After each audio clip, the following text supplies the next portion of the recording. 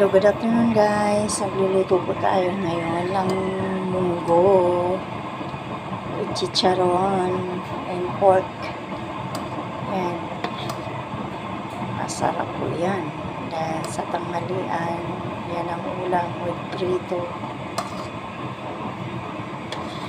Maraming gulay, ampalaya, malunggay, dahon ng ampalaya, malunggay, at saka alubati, kamatis, bawang, sibuyas, etc.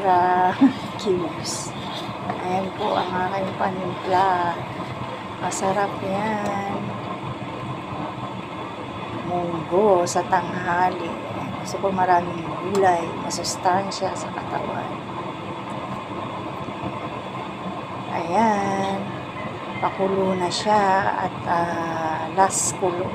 Malakas para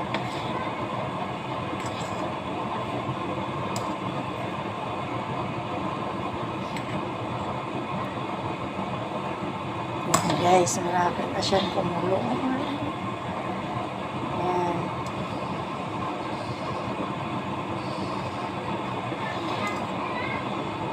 Masarap na munggo sa tanghali. Thank you for watching.